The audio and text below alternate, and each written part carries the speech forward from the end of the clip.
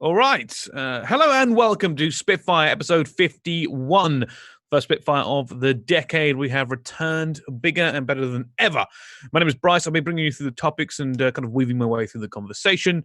Joining me as usual, Brice Tunn, doing production and jumping in whenever he feels like it. But more importantly, our guest for this week, member of the London Royal Ravens and kind of a regular here on the podcast, but joining us once again and not been seeing you for a little while. How are you, Reese? Well, I'm not too bad. Had a sketchy Christmas, but yes, back in business now. Everyone's back in the US and back to doing what we do best. Yeah, so this is an interesting couple of weeks coming up because we are now kind of on that slippery slope right before the first event. And I don't know how important you think this first event kind of is for your team and kind of benchmarking everyone else, because everyone talks about scrims, right? But we all know that first event is going to set the tone for what the fans think of you, what your teammates, like attitudes will be set there. Because if and not your team, but if any team like crashes out bad, like just gets absolutely smoked, they're not going to be in the best kind of place mentally coming into this season. Do you think? Yeah, I think the way I'm looking at it is the first event's the London week. But I think Minnesota is a good teller of where you are, and it's still important because it does mean something for the league. I think the Minnesota week will tell you where you are as a team, or you're good, bad. It's a good benchmark to set for every team, I think. Yeah, I can see that. I'm quite curious to see because everybody talks about the scrims, and I know pros kind of kicked off about someone was tracking all the scrims and look who's the best team and such. But realistically, not every scrim should be 100% serious. You should always try different things, and coaches maybe were looking at it from different perspectives, especially now. So I'm very curious to see, once it gets to tournament setting, that's where the real players come out, because you win. I think scrims are a good teller of where teams are at, but at the same time, it's we didn't scrim for the first month, and then the first week we literally got battered by everybody. Well, is that a teller of where dog shit is? Yeah, you have to take scrims with a pinch of salt, but they are a teller who are the better teams and who are ahead of others. So I don't think they're completely irrelevant, but it always shows sort of where who's sort of figuring it out quicker, doesn't it? And I suppose if you guys hadn't gotten the game as early as some other teams, then that's obviously going to be the case. I think I remember seeing some of the boys. I can't remember. I think they may have been scrimming without you, and it was it was a few scoreboards were popping up on Twitter here and there, but there's nothing really you can read into it. I mean, everyone knows that Dallas had a. Really Silly good was start. tweeting out scoreboards of our first week, and they got absolutely violated yesterday. So I don't think it'll be putting out any scoreboards soon. Yeah, well, the scoreboards thing seems to be a reoccurring theme at the moment. But I think people read into them too much, especially at the beginning of the game. It's just literally about learning. It's all about learning. Sure. That's all scrims are. Obviously, like I said, you can tell who the better teams are in scrims, but you need to take them with a pinch of salt because teams might be trying something out for a scrim. Teams might I don't know. It's just you always have to take scrims with a pinch of salt. Yeah. Especially this is what I was thinking the other day. When you go into a scrim, I can see the coaches saying, "All right, well, we've really struggled with rotating the P2, so focus on that above all else in this scrim." Yeah, that's what I mean.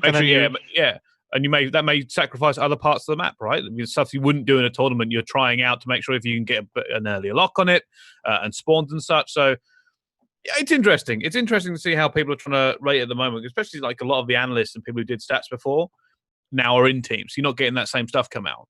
Mm-hmm.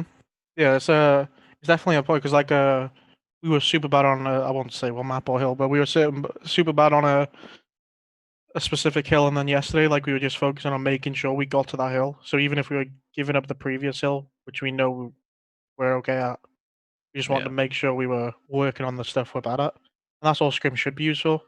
Fix what you're bad at, not smoke people on maps you already know you're good at. Yeah, it's the thing that a lot of people say. They don't want to be winning and battering people on every single scrim. Because, it's just counterproductive. Obviously, it's good because you're probably better than all the teams, but you like to be. I don't know what the word is. You like to be tested on stuff, so then you're not just going into the event thinking, "Oh yeah, we're just going to smoke everyone on everything." Yeah, you want to know you have that resilience.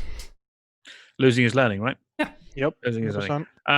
Let's move on to a more recent topic, Reese, because I wanted to get your take on this. Orbit have returned. Yep. Now, I've heard rumors that there are people from Red Reserve involved, but then I saw other rumors. They released a statement after that first statement saying no one from Red Reserve is involved at all, which I find very curious because obviously that would have it was kind of folded into Red Reserve, and then that would have had to been sold off from the Red Reserve assets, I imagine. So I don't know what's going on. Have you heard anything? I know you probably have stronger contacts than I do along those lines. I don't think anybody from I don't know. Obviously, no. I don't think anyone from the actual that Davey was nothing to do with Red Reserve. I don't know why people keep. I literally never spoke to him in my life. He DM'd me a few times when we were playing with it. I was like, who the fuck are you? But I don't think there's anyone from Red Reserve. But I don't know why they would restart it just due to the they're not going to get any good. Nobody's going to be like, oh, can't wait to join these. You know what I mean? And it wasn't as if Orbit was some massive thing where their brand's going to outcloud the problems. But, that's what I mean. Better off bringing back Denial. I had a bigger fucking brand. It's one of Patrick's good friends. I'm not that too good of a friend. Apparently Patrick sold. I don't fucking know. I'll give it a try, to be honest.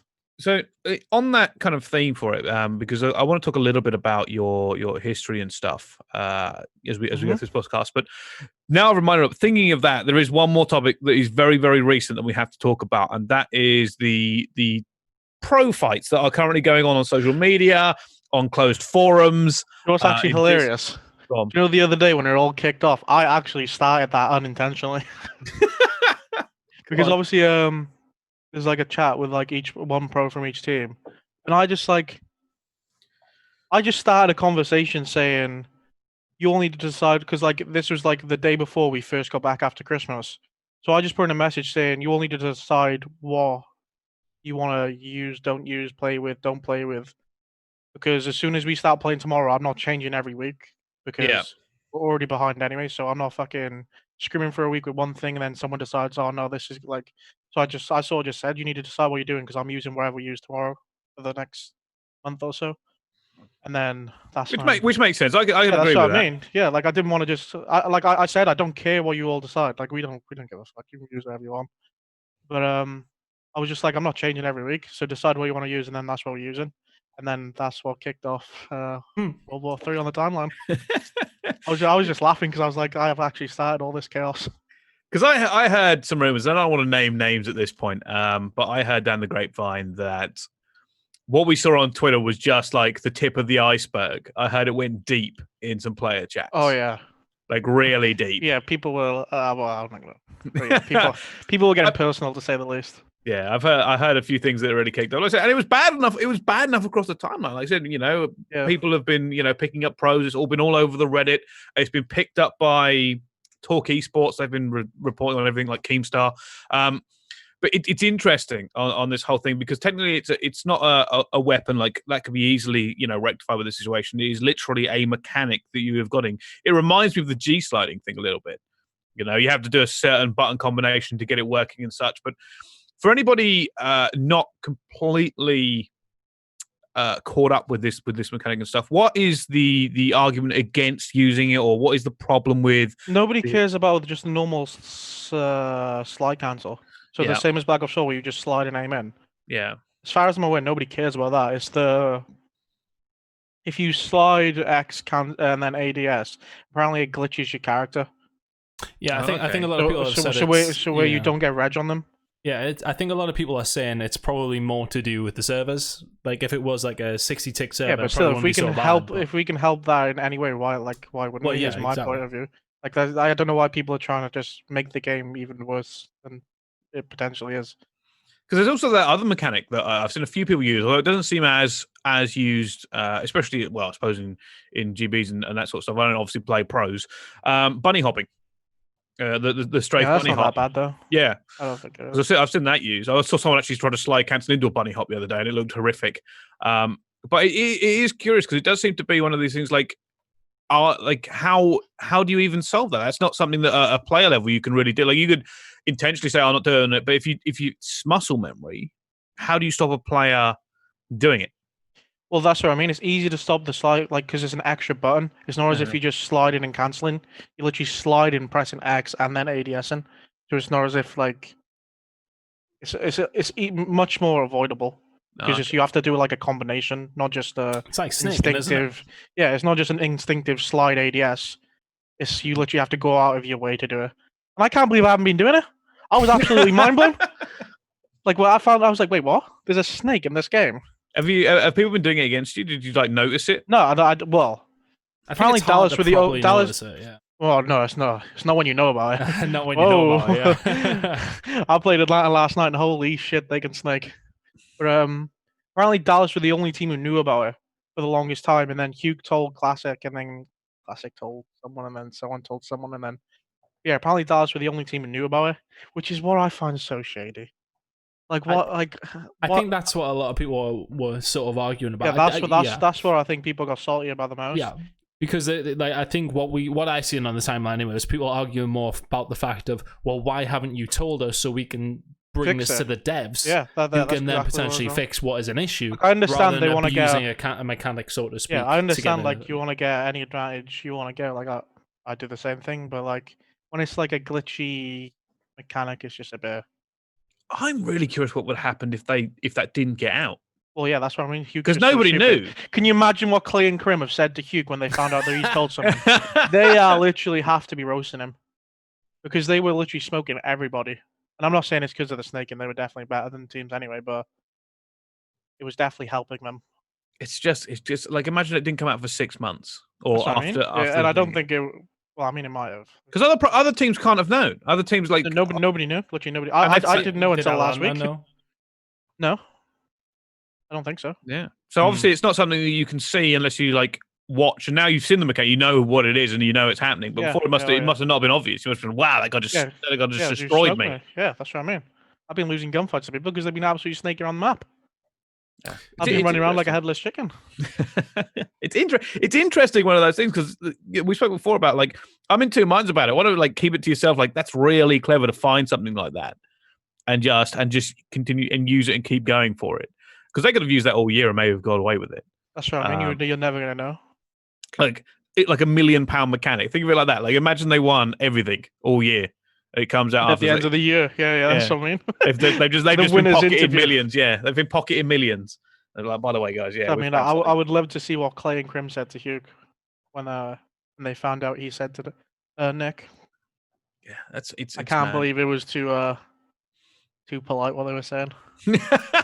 No, from what I heard, it hasn't been polite to other members of the community, so I can't imagine what's happened internally. Yeah, that's what I mean. But all right, let's move on now, because one thing I want to touch on, we did speak about Orbit and Red Reserve. How has it gone from, because you obviously, to say you had a rough last year in terms of organizations, money, and amateur management is an understatement, right?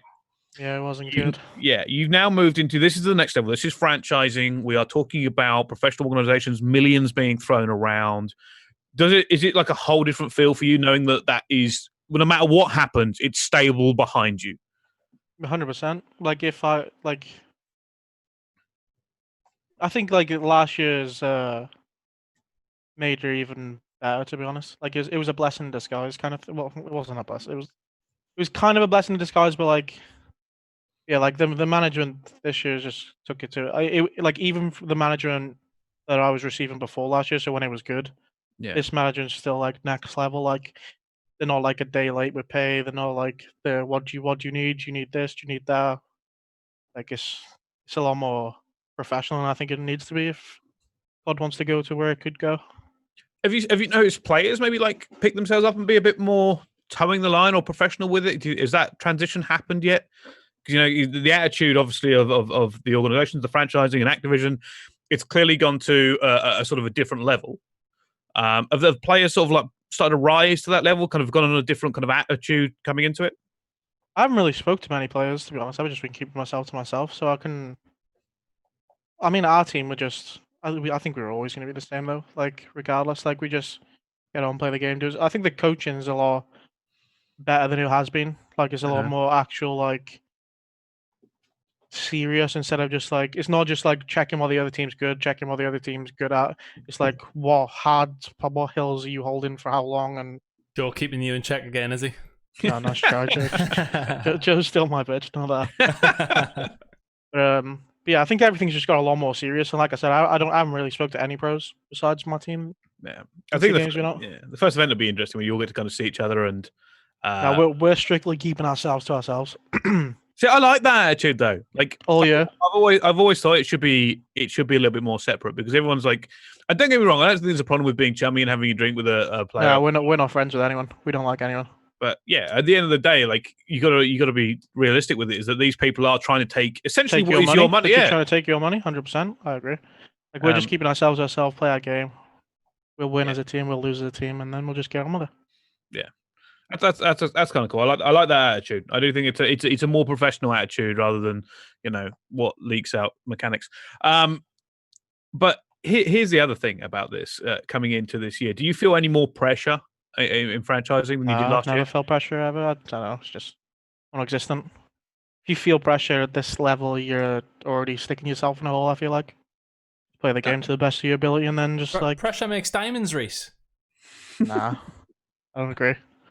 I feel like you just play your game to the best of your abilities until you can't do anything more, can you? Someone's better than you, they're better than you. I think different people will probably have different answers to that question, I suppose. I feel like you definitely want to perform more if that's what you're kind of like. You want to, because like it's kind of like, even though like we're all making stupid money and like our future's secured for a few years, I feel like you want to even more secure the future after the next couple of years. You don't want to be paying the mortgage of the rest of your life, is what we're saying. Yeah, that's what I mean. You want to. We're in a position now where we can literally set ourselves up for the rest of our life. Yeah. So I feel like that is like give everyone like a kick up the ass. Like this is it's time to set yourself up. Like me and Brice had this conversation last week, going on a bit of a segue. We were talking about quite a few pros who do not seem to be setting themselves up for the next few years and spending all the money and shit they don't need. But that's a completely different topic. I know you're a sensible boy, Reese. The first thing I'll be buying is a house. 100%. Yeah. I'm surprised you haven't already got 2 yet. Because I want last year you got to pay off the debts from last year. Well, yeah, true. When you lose 150k, you have to slow down. It's so this is the next thing because I was going to go back first, but I want to start the most recent thing because I can't remember if we've spoken to you since Champs. No, I haven't been on it a while. It's been a chaotic few months. Yeah, because you took a little bit of a risk in bringing, admittedly, what were good players into the Champs thing with you. You were an underrated team, and you did perform above pretty much everyone's expectations, but maybe your own. Was there any pressure there? Because obviously you had a terrible year. It was not a good year. But now, you go to Champs, you do the business, and more than do the business, I should say. It was. I don't think it can be overstated just how ridiculous it is to go in with that. Like you had non-pro league players essentially, apart from I think Nelson, and you took them, and nobody rated you. Everyone said we were not getting out of groups. Everyone said Space League's team were going to be us. Nice fucking try, buddy. It's quite. I don't even know how to quantify that in terms of like what you actually did. Because I think everyone like fully tarnished my name when it was very underserving last year. Because I still weren't that bad last year. Obviously, I weren't as good as I was the previous years, but I still wasn't anywhere near as bad as the people were saying. But I feel like that champ sort of just like Jesus Christ. He can do it with anyone kind of thing. Yeah, it must have felt like a little bit like redemption in your mind, right? No, 100%. Like and like we weren't even that bad. Like because the way Black Ops, I think if it was any other title, we would have been in trouble. But the way with Black Ops 4 worked, it was just as long as you had 5 people who didn't care about stats, didn't care about being the superstar, and that's what we had. We literally had 5 people who just wanted to win. Like we were all on the same page. No one was baiting anyone. Everyone was just flying for each other. So I think if it was any other title than Black Ops 4, we might have been in trouble. But I mean, they come on board and they were just like grinders, right? They were that's what I mean. Just knew like that game. Like they were all just super easy as well. Like, and we had a laugh. Like me and Joe had a super like depressing year. It was just like there was just no vibes. And like that's all we did. We just had fun for a few months, and it was just refreshing. It just sort of like it was just good. It's the first time in a while where I've enjoyed playing COD. I was sorry. I was just going to interrupt on the CDL announcement that came through. Somebody in the chat has just mentioned it. They announced the structure of the of how it's going to work in terms of points and stuff. I'm sure Reese probably already knew. Oh yeah, I know. Well, we can speak about it now at least. Yeah. So the tournament structure that came through is obviously what's brought this about. I'll tell you what. I'll just post the link in the stream if anybody hasn't seen it yet. There you go. Take us through it, Tunn, then. Go on. We'll yeah, so I'll take you through it. So basically, each home series weekend CDL points will be distributed in the following structure. So, like first to 8th place, you get a certain amount of points, and you're also getting 10 points every single. I presume every single win. You're getting 10 points towards the league as well. It looks like that's what they're saying anyway. So basically, that's what you're getting for the Minnesota weekend. So the 2 games. So you go 2-0, you get 20 points. Yeah. So what's the difference between? So they're saying the launch weekend in Minnesota, but then beginning in London, the home series weekend events. It's that's the smaller one. It's eight team single elim events. All right. Okay. And they happen every other week or every week, but only 8 teams go. So the 8 teams who are at our week won't be at the one the following week, wherever that is. Yeah. So it's like split in a well, mix. they will. There'll be 4 teams from there because there's only 12 teams. Yeah. But like, yeah, it's like a single elim bracket, 8 team events every weekend. All right. Okay, and it's like I don't know if they announced the prize pool now. Did they in that post? They haven't. It doesn't look like anyway. I won't say. There's a prize pool every weekend. Yeah, they announced the Challengers one as well. The Challengers stuff. Yeah, the Challengers prize pool is actually quite stretched. I thought. Oh yeah, it's like the big weekend. So Minnesota is a big weekend for the Challenger, which is 250K. That's already announced. Yeah. And then like it's gonna be the more homestand games are like some events is only 60 teams allowed. Other events is 100. Like it just varies, and then the prize pool will vary with the amount of teams. Okay, I saw the London announcement for 32. I'm hoping they bump that to 64. Well, I don't think they will now. Well, they're trying, but I don't know. We'll see what happens. I'm sure they'll manage it. Like, because that's the issue. Like, obviously, when you got like the UK, we have a fairly strong scene. We don't have as access easily to going abroad. And let's face it, we love a good LAN in Europe. There you go. What you just said, they'll find out in the next 24 hours if they're allowed.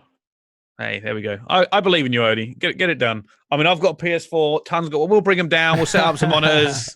We'll get this sorted. Just to have everyone bring their own console. It'll be fine. Get like the old school days. But the whole structure for next year, I'll have to go through it with a tooth comb and work it out, because obviously changing it this late in the game, while fantastic, obviously we're just about to go into it. I imagine it's been chaos behind the scenes. Yeah, that's 100%. Because like they did, like we went to that player meeting on December the 14th. Yeah, and they didn't know then because they were telling us the structure, which was the previous one. Well, league and games. Then, yeah, league games. Yeah. So like, and then obviously they after that meeting, like someone must have said something or like I don't know. And then they just literally a couple of weeks later, we're just like, yeah, we're changing everything, which is definitely a change for the best. Oh yeah, 100%. Me and Brice have had this discussion. It just makes every weekend a bit more, exciting. It's a bit more exciting. Like instead of I was saying like, and I used to be the same when I was sitting at home watching league matches, because obviously we never were out for them. When we're sitting there watching league matches, there's sort of the first couple of weeks, oh yeah, great, every night we're watching COD, but then it gets to the point where, well, you do get a bit bored of them. You get a bit bored of watching league games, so and you're just waiting for playoffs. Exactly. So now there is actually stuff on the line. It's tournaments to be won in front of a big crowd each week. It's going to be interesting. And playoffs will be double elim, not single elim as well. Yeah. I think there's pros and cons to it. I'm not going to lie to you. I think it's overall positive, but I will play devil's advocate here for 2 reasons. One, I like league structure because you can prep for your next week's matches solo. Here, you're a little bit more. It's more difficult to prep for your next matches because you can only prep for the matches you know. Yeah, and then first round matches, and then you don't know how the bracket's going to go. You can't prep for like 7 teams as effective as you can for 2. That's my only negative of it. But realistically, because I've always thought maybe we should have more single elims in COD because it works fairly well in other esports. And now that we have vetoes and stuff, well, teams should be on it for it. They shouldn't be having these wild fucking ego vetoes anymore, especially with the staff behind it. So, and it's going to be interesting, right? It's every single match is do or die. It's the same reason. It adds to the excitement of the event. It's one of the same reasons I quite liked, although I don't think they do it, the dual format groups. We never got around to doing it in Call of Duty. I think we've done it once or twice, where basically every game is if you win 2, you go through, lose 2, you go out, rather than the round robin groups. Yeah. No, Swiss is different, isn't it? Swiss. That's what you were explaining. You have to. No, you mean like what they did at GFAM? Yeah, so like you win a game, you play someone it's like a bracket in a group, isn't it? Yeah. Yeah. I've always liked that, but we've not got to. But it makes more sense for Call of Duty, right? You don't want to have a game where you go, and they're mid-table. They're still mid-table. Well, that's great. For me, it was like the Sunday nights. It's like everyone used to get super hyped at Sundays on events because the finals are coming out, like winners, losers, final, that sort of thing. And it was like, oh, we've got a league game between Minnesota and LA Gorillas to finish off the night, and it's just like, well, it doesn't have the same pizzazz, does it? Like, so it's definitely a positive. 100%. But not only that, rivalries are going to be formed, right? Because I imagine the seeding is going to be roughly the same as you go into each tournament. Obviously, changing up a bit. It's not going to be random. Is it random brackets? Have they even mentioned this? I don't think it's random brackets, but I think it's like random teams at the events. Okay. Yeah, but I think they said they've worked out. Like they haven't done it just like random. They've like gone over and like not been too stupid. So you're not going to have like the bottom 8 teams at one event and then the top 8 at another event, because then it's just like the bottom 8 teams are getting absolute freebies. You know what I mean? Yeah.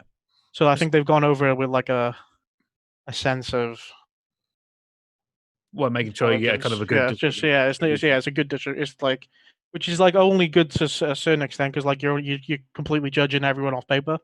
But for the most part, it'll be pretty close to what it'll end up being probably. I just hope the background stuff, like, and this is more analyst stuff and content that comes out during the year. I think that this is now time for the next level, right? You look at an event like 2 weeks ago, right? Well, Atlanta played Dallas, and they're not meeting up again for 2 weeks. But here's some other teams that have benchmarked against them. This is how it could play out. This is how it fit the bracket to go. Here's a rivalry. These two teams have already played twice this year, eliminated each other in the bracket at this point.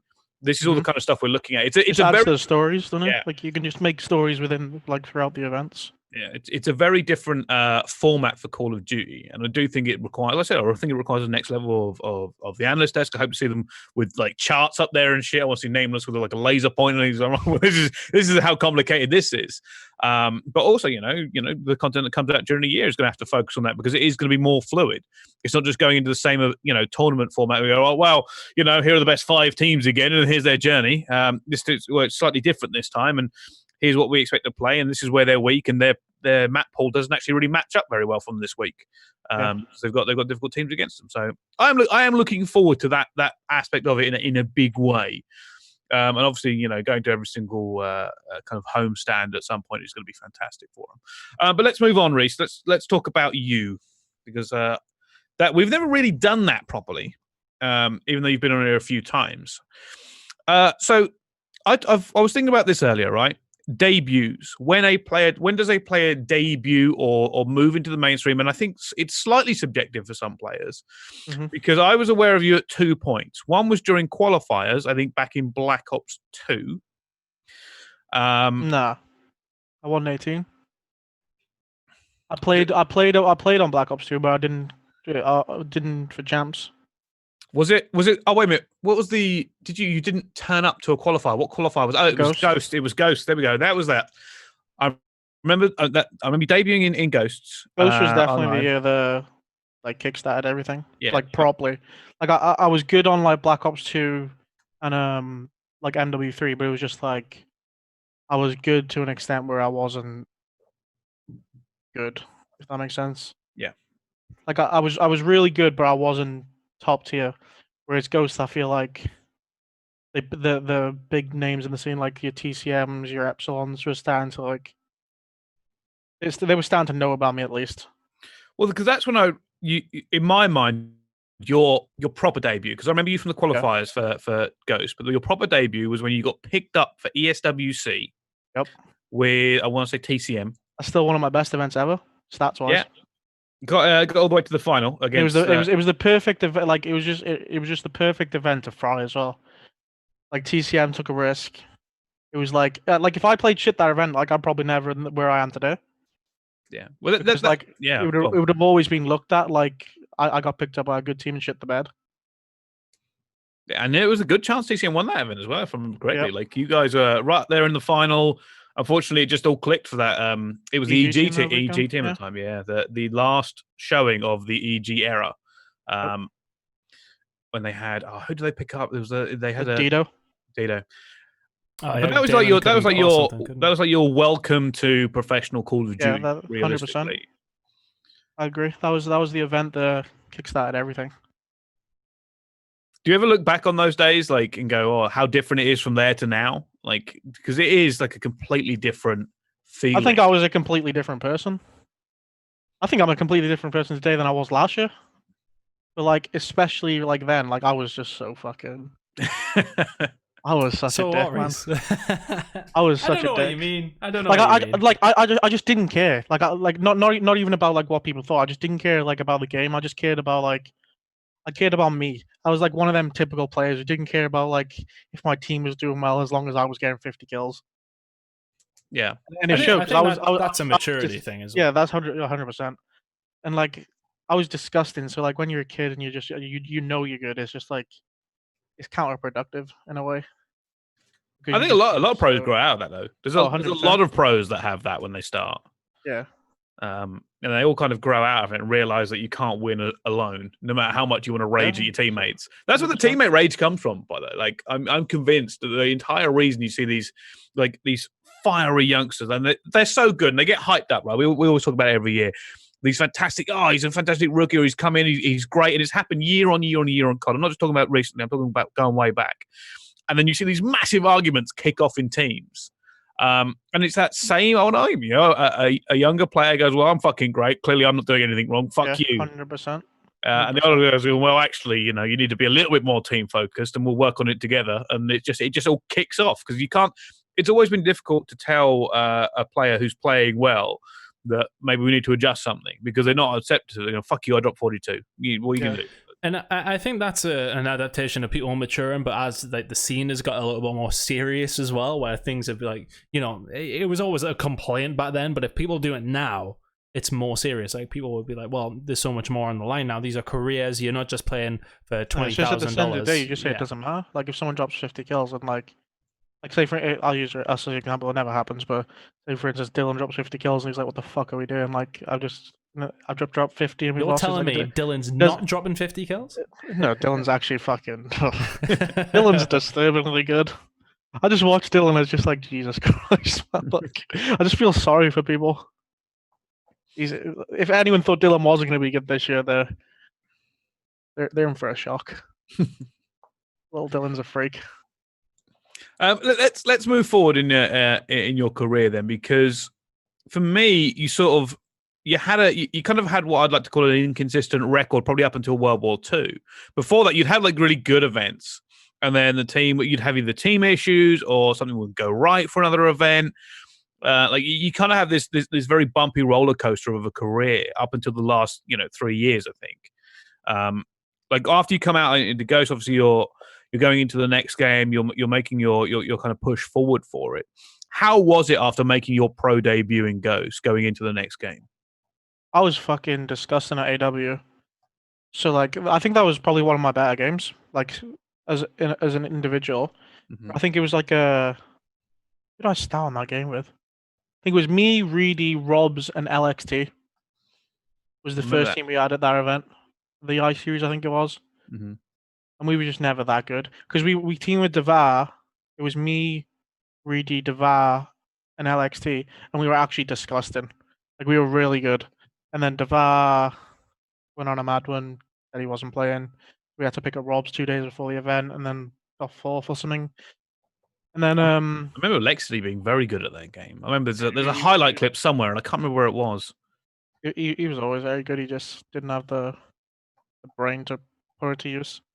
Like he outside of the game, he's really good in the game, and then he just isn't he in jail? I have no idea. Apparently, I don't know what's happened. He might be. But yeah. Then I joined Millennium for Champs Qualifiers because who couldn't play? Mello couldn't play, was it? Was it Mello? I think it was Mello was underage. That rings a bell. Oh, yeah, that sounds about right. Mello was underage, so they asked me to play with them. I played with them, choked Champs Qualifiers big time. And then that was when the Champs Qualifiers were still weird, right? Yeah, it was like only two UK teams, two French teams, two blah blah blah teams. Yeah, they shoveled the shit forward into Champs. Yeah, for no reason. And then but then after Champs is when like that's probably another stage in my career where it kicked off. Because like that Ghost event was like everyone knew I was a dog's bollocks. But then it like sort of went back to like normal for a few months. And then after champs on AW, I think that's when my career fully kicked off, and I haven't gone back since, because Aware, who was Watson, Joe, PT, and who was their fourth? JT was their fourth. At champs, they got top 12, weren't they? They were highest place in EU team. Yeah. And then after champs, they dropped JT, picked me up. So it was me, Watson, PT, and Joe. And then PT and Watson snaked me and Joe to join Vitality with Tommy and Josh. Yeah, I remember that. Yes. And then me and Joe picked up Reedy and Maki B and absolutely violated them for the next 3 months. So yeah, we won I think it was 3 back-to-back EU events. This what game? Black Ops? AW. Oh no, it was AW. Okay. We won Amateur Pro. What was that Belgium event? If I remember correctly, wasn't this the era of TCM Epsilon, like constantly going at each other? Nah. Was TCM were in America? TCM Yeah. were in America, and it was Vitality and us. We were Epsilon. Yeah, that's it. We were Epsilon, and we played Vitality, and TCM were in America. So yeah, we won 3 events in a row, and then me, who was it? Me, Joe, and Mark. Yeah, no, me, Joe, and Reedy dropped Mark, picked up Dylan, and joined Millennium for G-Finity Summit Masters. And that's when that Diffuse Courage challenge, I was diffusing in that 1v3. Oh, the infamous Courage Diffuse. I've been absolutely ripped off my entire career. Now that we're talking about it, I've been absolutely ripped right off. I remember the absolute fury coming out of your team from Dinge was behind us, literally trying to fly through the fucking booth. Really, I don't think forgave Courage. I know you were angry as well. I wasn't there. I wasn't angry. I was kind of just like, is he fucking serious? I would have got that Diffuse 1,000,000%. Still to this day, I think I was getting that 1v3. That would have been so dirty as well. Because that's, by the way, that's significant for several reasons. Because I'd already tried to put into practice the entire Were you thing. stuff at this time? I think I might have been. I was trying to put it the way as well. I was trying to put in Diffuse. There was a, and it's done somewhat now, but it's a little bit better with the sound cancelling headsets. But like I was trying to put in, just like you can't cover diffusers the way we like to cover diffusers if we're there or if the crowd can see. Because like obviously everyone remembers like Karma's insane ninja diffuser where there's screaming casting going on. I went, that's great. I went, but if we're affecting the game, it's probably not as great. They're a lot better now. Me and Ben were in a different room when that happened. I think my situation sort of helped the entire scene. Oh, it did. After that, I don't think everyone was sort of like realizing you can't be doing it. So obviously, I just had to take the L once again for everyone in this scene. Because I remember quickly, I was doing it in because we used to drive as casters, so obviously not anymore. And I remember watching Josh diffuse something on a map, and I don't know, and someone, my co-caster was nudging me to go onto him. I was like, I'm not going onto him until I'll count to the last 5 seconds, like last 2 seconds, and then I'll jump on. I went, because there's crowd out there, and while we're not hyping it up, we're talking about picks and stuff. I went, it only takes the crowd to go mental, and they shoot him off bomb. Well, did it not happen to us at not champs this year gone, but the year before when we were on Bravo. People in the crowd shouting. Yeah, and people in the crowd were shouting, and we actually had to say it. Well, I remember I actually said to them after, I was like, come on. I remember. I think it was our game. Because I remember you saying it. Might have been. Because I basically... It might have been us against Complexity when we played Doug Sense and Martin. Oh, is that... It might have been. It was champs... World War II. World War II. Yeah. Because there's been some crazy ones where teams just go... That happened at ESWC. Do you remember the bad one at ESWC? That was Black Ops 2. They were diffusing, and the French casters were going absolutely berserk. Yes. And the thing is, it was one of the French players. Yes, I remember because it was Maxi diffusing it, and he lost it with Jonas because he was casting, and it was the other guy that Jonas was casting was losing his head. And it was the French ninja diffusing against it was complexity. It was complexity because you'll have to go look this up if you're listening to the podcast. But if you go watch it, you see the mini map on this, and I can't remember the map here, but it was in one of the finals, and you just see all the arrows on the map just go tum. Just all 3 of them. It was a 1v3, and you see all of them at the same time just turn and look at the bomb, and I was like, that is the most blatant one I've ever seen. But no, you are right, Reece. I think there was a big turning point. That one. For the main reason being is that I think it was the fuss that was kicked up afterwards. put into practice some things that now go on today. Because you have to be careful. Like if the players can hear it, and sometimes you can hear like you won't be able to hear our exact words, but you know what they're on about. Like you should be checking something. Yeah, you can feel the tempo and stuff, and you feel the volume, and especially if the crowd are making more volume, like you can feel the vibrations and stuff with that going on. After AW Masters was when the G-Fleet Pro League started, and I got banned halfway through. We were like 7-0. The Reedy still owes me £1,000 from this, by the way, because the league was already won. But yeah, we were like 7-0. Like it was me, Dylan. Who was it? Me, Dylan. It must Joe be and Gottaga. It was me, Dylan, Joe, and Gottaga. I remember we joined Millennium for the money. Yes. We dropped Reedy. We dropped Reedy for Gottaga. I remember. And we were playing Reedy's team. It was Reedy, Swanee. Who was it? Reedy, Swanee. I want to say B Sport. Probably was B Sport. And someone else. But yeah, like we potentially maybe. But yeah, like we were 7-0. Like we were at this point, like we won 3 back-to-back European events. Literally weren't dropping series. Like nobody could touch me. Like me and Joe on that game, and then we picked up Dylan, who was absolutely unbelievable. Like just nobody could fuck with us. And then we were like 7-0 in the league, and we were playing Reedy's team, and we were 2-1 up in a series. We were playing a hard point, and I think Dylan lagged out, and he was 170 on the hard point. Or 110, I can't remember specifically, but I should put out for anyone listening at this point. By the way, he means Mad Cat. It doesn't mean. Oh right, yeah, not Dylan Codd, right? Mad Cat, right? I'll say Mad Cat. Dylan Codd was about 6 then. Yeah, Dylan Codd was still in the womb. But yeah, and so we replayed that hard point. It was a draw. I was like, we'll just replay, and then it happened again on the replay where it was literally 150, so it was a draw again. And then on the third replay, we were winning 230-10. Oh Jesus! And you know how Reedy gets. So Reedy leaves the game and causes an absolute riot, saying, "We're taking the win." Because the G-Fini system was you could draw a series if you remember.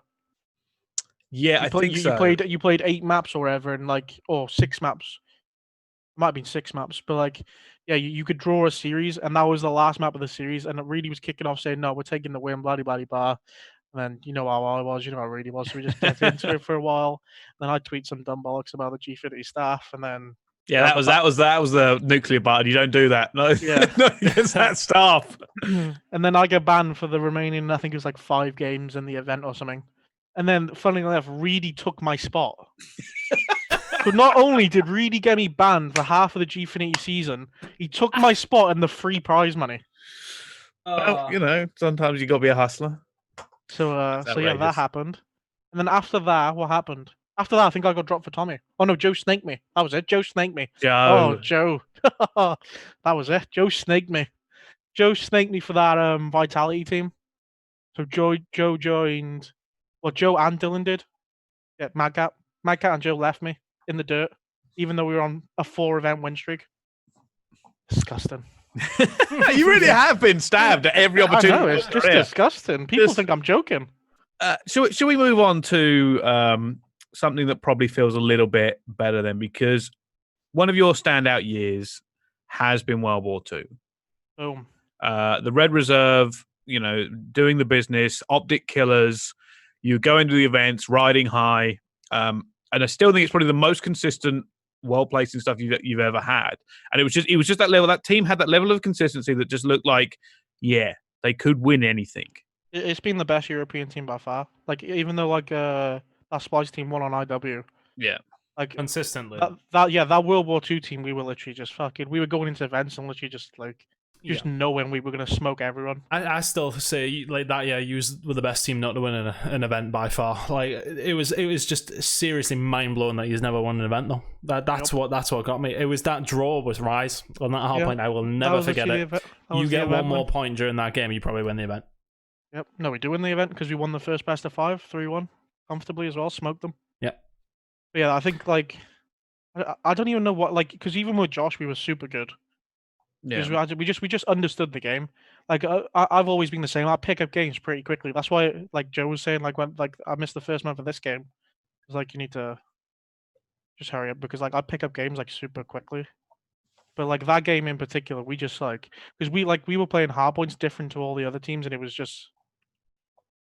Well, you're one of the rare teams over the last 5 years that's got a real rivalry with Optic going, because that wasn't really how like FaZe had one, and then it was and then it was you guys, because you would fight them in the bracket, and every single time it'd be a fantastic game. Everyone would be looking forward to it. Doesn't matter where in the bracket it was. You could be fucking first round, you could be winners semis, whatever. It was like Optic Red Reserve. We cannot wait for this because we know, obviously, Optic were coming off the end of their the year before that was when they won everything and they would been winning for years.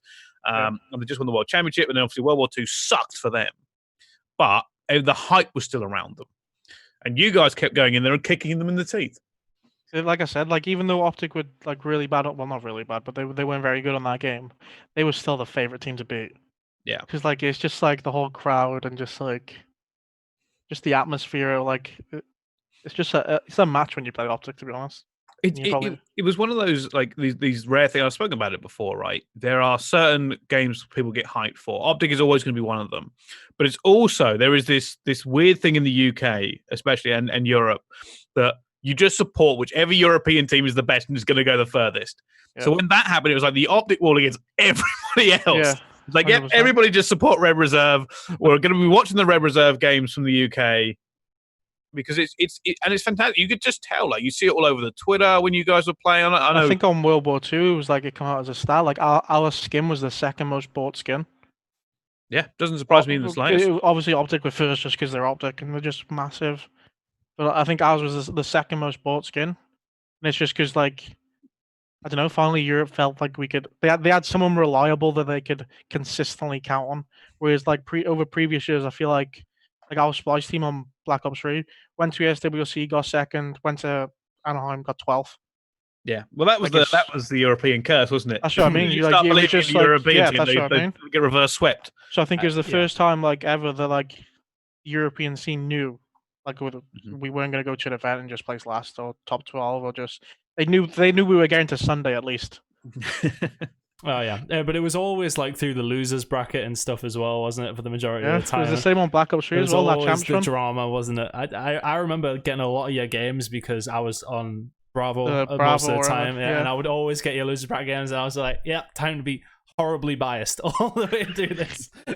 It's impossible not to be biased, though. Oh, it's hard. There's not one single caster that doesn't have an ounce of bias. That's what I mean. Because you want you just want certain people to win. It's just I don't think it's for me. It's not as much like the national thing. Like obviously, being from the UK and Europe, you're less kind of patriotic than the Americans are. Yeah. It's more like I know these players better. Like I've spoken to these players, we've had conversations and stuff. Yeah. And you're like, well, I'm going to try not to, but I know these players better than anybody else. Of course, I'm going to talk about them more. I try to be. I've always said I'll be honest when casting, and I'll be biased when I'm not. As soon as I'm not casting, I'm definitely supporting them like 100%. But it's one of those things like having it behind you. And again, you found yourself in a very similar position, Brice, because London, the UK has its representation in London now. Oh, it's just perfect, isn't it? It is. It's literally perfect.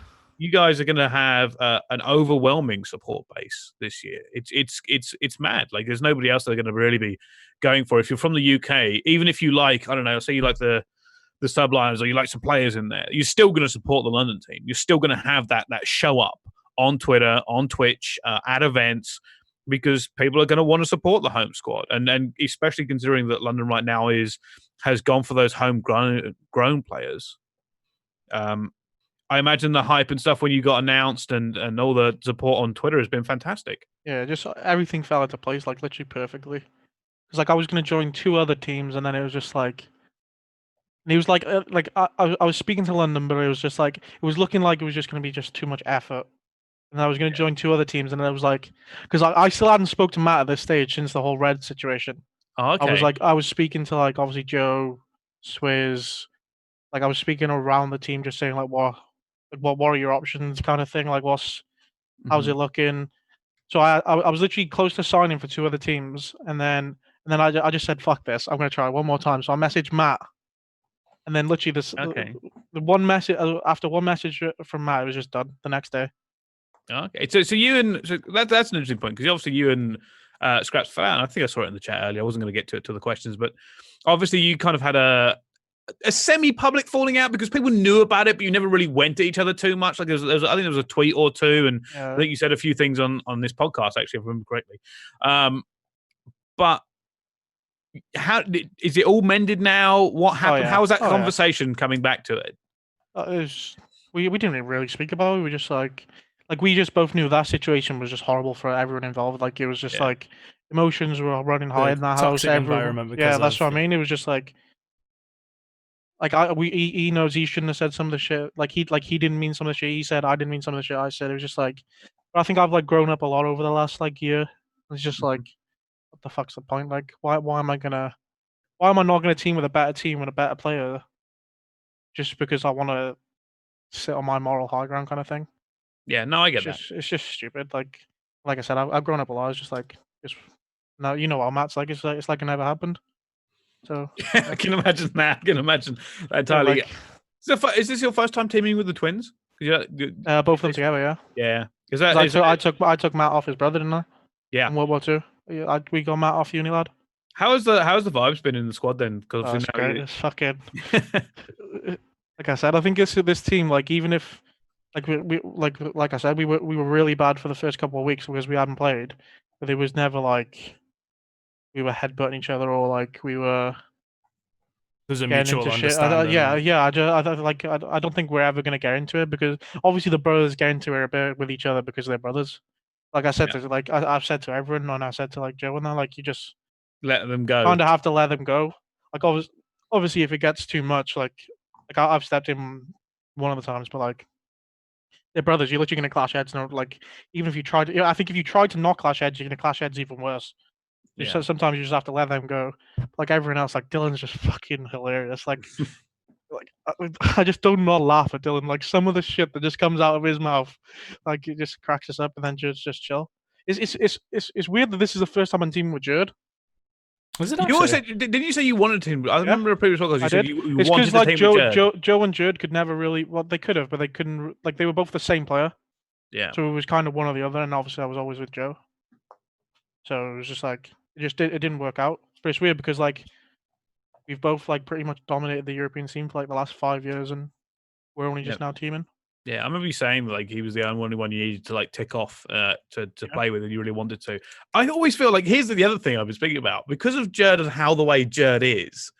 I feel like when people talk about the Royal Ravens, they don't speak about Jared as much as the other players at the moment, just because you've got such big personalities in there. They just like Jared's forgotten about because let's face it, he doesn't tweet, he doesn't do it, he doesn't want to do any of that. Jared's one of the most important pieces to the team, 100%. It's just. It's a good mixture. The squad. I'm looking forward to it. Right, we're going to do questions from the chat. So if you're in the chat, get the questions here. But one question before we go on to that. What do you think has been either your favorite or best game, and by that I mean map set against another team of your? So like a series. So like a series. What's been your best series of your career? What sticks out in your mind as your favorite memory of playing? Favorite. My favorite memory of playing was it? I have a few, but I'll just say like loser bracket final of that champs Black Ops 3, because that Elevate team everyone was like saying like they're unreal. Like they should have won the winner bracket final. Everyone's saying they were going to smoke us, blah, and they literally got mollywhopped 3-0 in 20 minutes. The series literally lasted like third map. They literally knew they were that. Yeah. Third map, they knew they were that bad. They were protecting High Cal. Jesus. It was a quick and I don't even think like I personally played unbelievable, but it was just like we fucking dealt with them big time. That was another. We didn't speak about that in your career, by the way. That was another big moment of your career, Black Ops 3 champs. That was when I claimed the throne of Europe officially. But yeah, like that event was crazy as well. We were in losers from round 2, and then that bracket was TK, FaZe, Rise, Elevate. Oh well, it was the Epsilon team, like Dave and them. Yeah. Elevate, and then we played Envy in the final. So we literally beat every single good American team and made the final. Yeah, it was meant. I remember being in the background of that and going, "Holy shit, we got 2 Europeans top 4! Holy shit, this wasn't supposed to happen." Yeah, like, European team in the Europe. I was just in the Euro. I was just having a lot of fun in the crowd, being European in the final. Just a lot of fun. Well, yeah, it was surreal. I remember every time you guys did anything. That first map, actually, that first map. Well, that's it. That's my answer. The first map of the grand final of champs. It's not an entire series, but that map I'll never forget ever in my life. I still talk about it to this day to like people, just random people. Like we were losing 120 to 10, and I will never forget this in my time. I'll tell my kids about this. But like we were losing 120 to 10, and I literally just said, "Everybody relax, start getting kills, and we'll win this map." Mm-hmm. And then literally, you can even ask them all. I said that when we're losing by 110 points, and as soon as them words came out of my mouth, everyone just took a deep breath, and we fucking fried them. And it was just a surreal moment. It was like, yeah, that actually just worked. Trust me, it was hyping the crowd as well. Yeah, that's what I mean. Like the fact that I said that, and literally the second after I said that, we just got a clean 4 dead, and I was like, right, let's fucking go. And then literally for the next 2 minutes, I don't think they got a point. Yeah, it was mental. That's my one map. That's my favorite map ever. It's the one event I am very sad I missed. Yeah. We'll not talk about it. that map was just made better just because I said that. Like if we made that comeback, but I didn't say that, it'd still be good, but it wouldn't be as sweet to me. The fact I just told everyone just calm down, start getting kills, and we'll bring this back, and then we just fried them. Then that's the next 3 maps. I had the we choked that series big time. But like the fact, like even though we choked that series, the maps in the next series weren't that good for us. So yeah, we probably don't win anyway. I had that picture of B-Sport Josh with his arms above his head. I think it was on the ESWC stage. ESWC. After every time you guys did anything good, I was just tweeting out that picture and nothing else. It's like just full on, just getting hate tweet from constantly tweeting that picture. All right, let's move on. I was going to do questions from the chat, but I realize there's one more thing we should probably talk about while we've got you here specifically. Obviously, the first games are coming up. Mm-hmm. Your very first games of franchising of the London Royal Ravens and the CDL.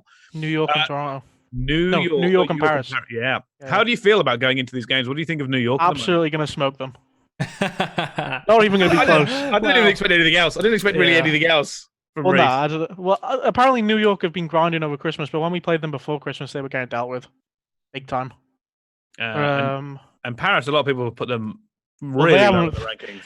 Well, no, they've had a few issues. Nobody knows. Like, they haven't scrimmed a single pro team, but I think like they've been scrimming a lot of like the London Academy team.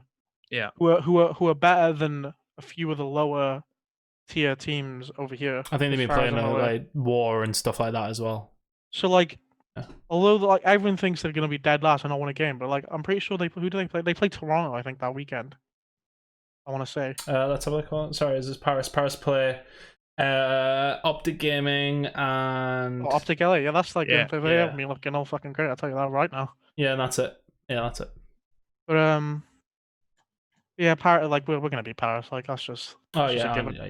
The New York series might be like a decent series, maybe, but because apparently they grinded over Christmas. Like a lot of teams took breaks, and apparently they played throughout the entire thing, so they might be a lot better than. Plus there's a little bit of a storyline in there. The fact they got Trey, right? Like, obviously, I'm not losing to Trey. Come on, brother. But yeah, I think we'll win both games pretty comfortably. But I'm always gonna say that if you like, regardless. So I'm sure if you ask Trey, if you got Trey on for an interview next week, he's gonna say, "Yeah, we're gonna win comfortably." Yeah, that wouldn't surprise me. Wouldn't surprise me at all. All right, let's move on then, because I am aware that obviously you have a full set of practice today, from what I know. So I don't want to hold you on too long. So let's get the questions from the chat. How do you feel the team are playing in scrims, considering the other teams having more time to play at the moment? Like I said, the first week or so was like super bad, and then we got into a rhythm where we were really good. Like we were finally like clicking, and we were doing super well in scrims, like trading matches with Atlanta. And now we've took a month off again. Well, 3 weeks off over Christmas because they had to go back and sort visas. And the first day was pretty bad, and then yesterday we played Minnesota and we smoked them, and then got smoked by Atlanta. So like it's kind of just like it's gonna take I'd say like a 5 days to get back into the swing of things. But before Christmas we were in a really good spot. Sounds good to me. I kind of look forward to seeing how I'm actually super hyped for the first week. I just need to figure out these benchmarks. Just a quick one. I keep seeing people point us in the bottom 3. Are they fucking smoking? Like, what?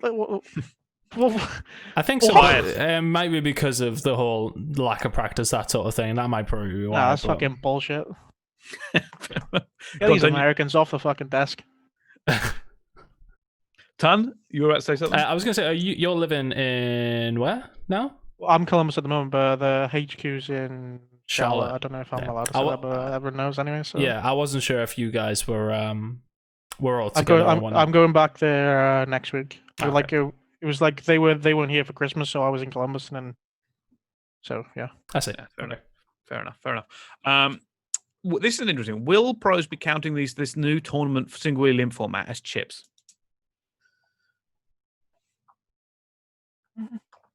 I don't know. I feel like it has to be something a little bit different. It still feels like a tournament. I think they will, or it's just different. You know, it's like it's like COD's not the same anymore. It's like a whole new start. Yeah. I think they will. Yeah, I think it's still a tournament. It's just a different, it's just a different kind of thing. Yeah, it's a lot shorter throw. It's like an ESWC kind of thing. Like, do they count them? Like, yeah, ESWC was only single of them. It's true. Some people actually count some of the exhibitions they've done over the years. You know, that's what I mean. I think the people will still count them, but it's just a different kind of. Yeah, it's not the same as winning a major. Yeah. All right, let's have a little look. No, not that one. Who do you think's the team to beat this year? Atlanta. They would have said Dallas. Nah, Atlanta are better than Dallas. It's a lot of gas this year, actually. For like it's just. I don't know about over the entire year, but right now Atlanta are the best team in the game. It's just like they just. Here's a question that kind of adds into that. If you want to give context to it, who do you think are the current top 4 teams? Dallas, Chicago, Atlanta, us. In no order, like just those are the top 4 teams. That makes sense. That makes sense. Here's another one that I can get your on it entirely. What is your opinion on teams streaming scrims? I think you can just stream them if you want. I feel like, I don't think you guys do it, do you? You don't. No, we haven't really had a consistent time in like we took a month off, so we're definitely not streaming the scrims when I'm first everyone's getting into it, because we're going to be dog shit and literally just the shit in the chat just literally peeve me. Yeah. And then we scrim for a few weeks, and then they a false sense of security. Well, that's what I was doing. Silly was doing out screenshots, and I'll tell you now, he didn't have a screenshot yesterday. But yeah, I feel like if you want to stream scrims, it's not. I don't personally like it because you can't have proper conversations about the maps. Yeah, you can't sit and say, well, this is what they do. We should do this next time. And then you just go to right, we'll just talk about it after, and then you just don't talk about it after because you can you forget little things in the situation. So I don't personally like it because you can't have proper in-depth conversations about what's going on and stuff. But I feel like it's not too counterproductive if you do scream them. I just don't personally like to. No, I can understand that. I can understand entirely. That makes more sense to me than giving away breaks to the conversations. Oh yeah, because you change your breaks anyway depending on who you play.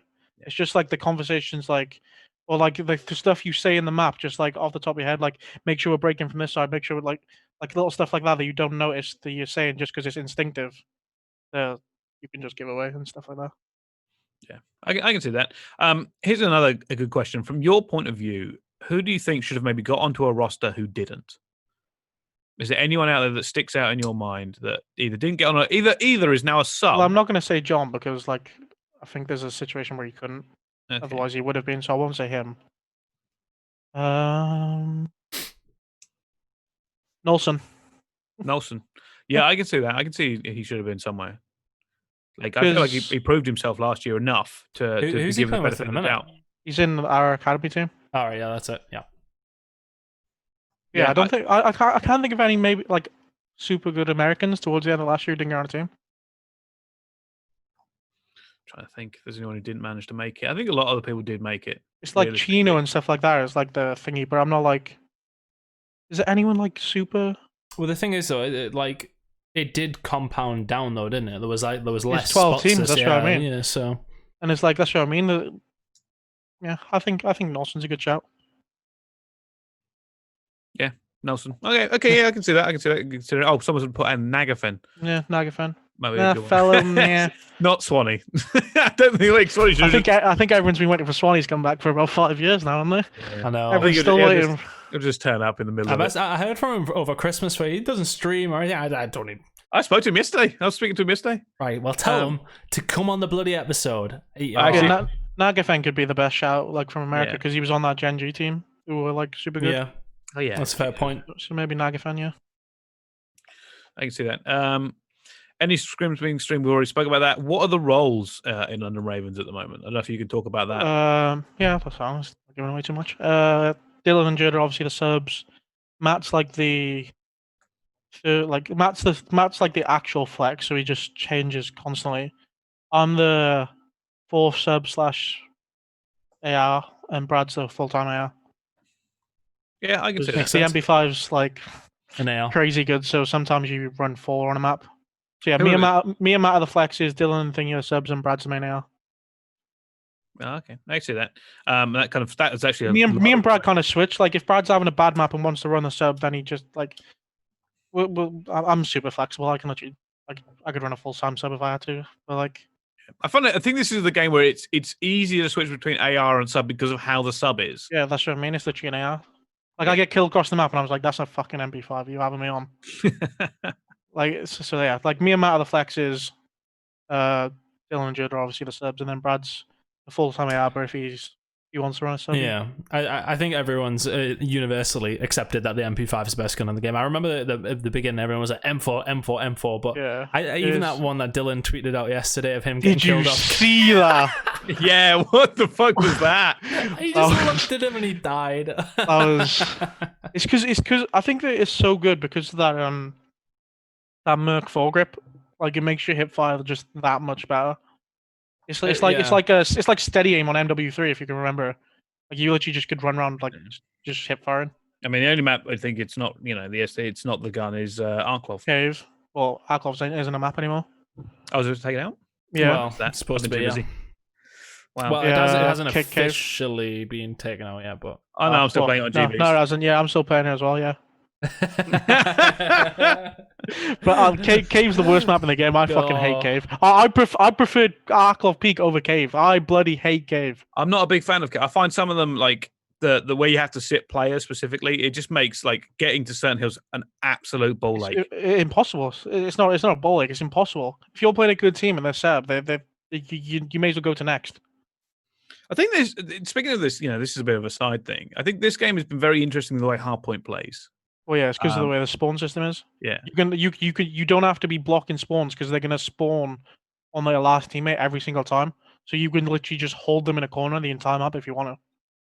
Yeah, or in my case, like I run through and try to kill back a couple of people. I'm like, right, I might have spawns here. I've killed several of them in their spawn. Spawns. Yeah, I think that's frustrated me more than anything else in this game. Yeah, that was one of I've made the plays. And now I've just been shot by another bloke who spammed. That was one of the things we had to learn, like the first week of playing. We were like, I think I'm blocking spawns are going to spawn out. And then it was just like, no, they're not fucking spawning out. Yeah. It's like, it's just the spawns are so sticky. And like, another thing is like, you always have to keep track of players because they spawn on the last player. So if you get 4 dead and you think, right, we're good, but the last guy snuck, they're all spawning behind you.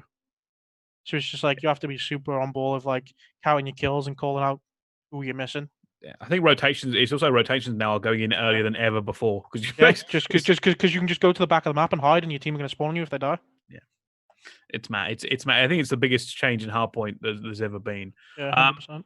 Last question, and we'll let you go so you can have a bit of time off. So before you get into your scrims, your favorite third game mode from any Call of Duty? I like that Blink. I did. I think Uplink's the normal answer, isn't it? I actually thought Control was really good last year. I think a lot of people. Well, I say really good. I think it's the best ground alternative. I think it's the best ground alternative. Because Uplink didn't work on boots. Yeah, I liked AW Uplink. That was probably my favorite. I feel like that was because like you can do like it was like you can get the clutch 1-pointers like whilst the time's gone and like. And the mechanics made it really good when you had the ball. I liked AW Uplink. Yeah. But then, but boots on the ground, I think is CTF probably.